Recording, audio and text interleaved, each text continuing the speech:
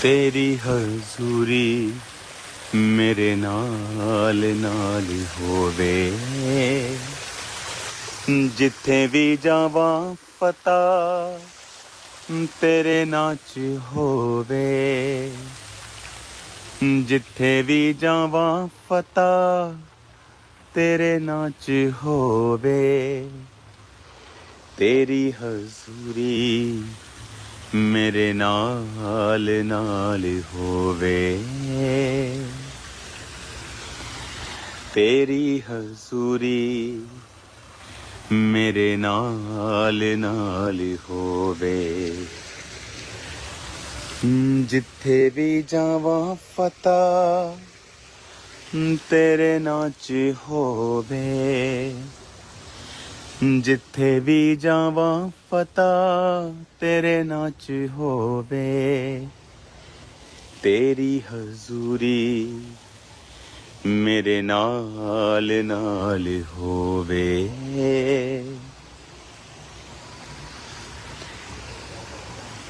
तेरी हजूरी मेरे नाल नाल होवे। Hallelujah, hallelujah, hallelujah, hallelujah.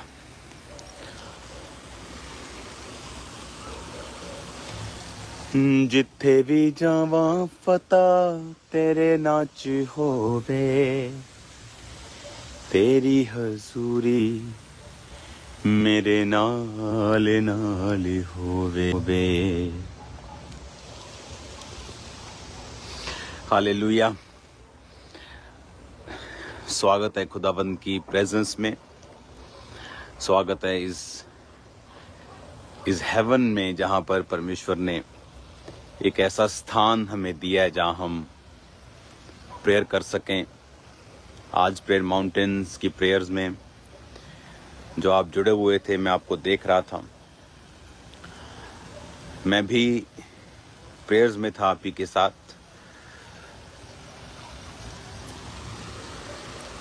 खुदावंद बड़े कामों को हमारी जिंदगियों में वो कर रहा है। आने वाला समय दुखदाई है लोगों के लिए, मुझे मालूम है, ये पेनफुल है, दुखदाई है। इसीलिए आपका एक जीवन का एक अटूट हिस्सा होना चाहिए अगर आप उन सब परीक्षाओं से पार आना चाहते हैं तो। हालेलुया। प्रभु आपके साथ हैं, वो मेरे साथ है, वो आपके साथ है। विक्ट्री हमारा हिस्सा है।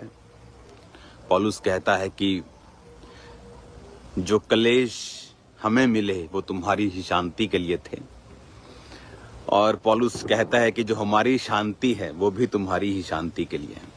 यानी पौलुस की जिंदगी में जितनी सताव आए वो कलीसिया की बढ़ोतरी के लिए था, और तो वो भी उस शांति से अपनी गवाही के तौर पर उसे इस्तेमाल करता था। आज बहुत से लोग अज्ञानता में हैं कि, और अज्ञानता के कारण ही वो दुखी हैं, और परमेश्वर ने हमें अज्ञानता में रहने के लिए नहीं बुलाया है। एक सेकेंड आपको वेट करना होगा। हालेलुया। मैं ये बात जानता हूं कि अगर आपके पास पवित्र बाइबल है तो अगर आप उसे खोल के अभी देखेंगे तो उसमें एक वर्स, अगर आप उसे नीति वचन, अगर आपके पास बाइबल है तो उसे खोलें अभी। परमेश्वर इस प्रेयर माउंटेन में जब मैं प्रेयर्स में होता हूं, जब मैं अपनी मेडिटेशन में होता हूं,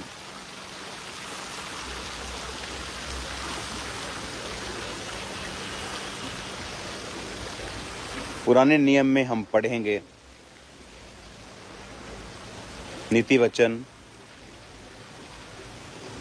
उसका 3 अध्याय उसकी एक आयत को हम पढ़ेंगे।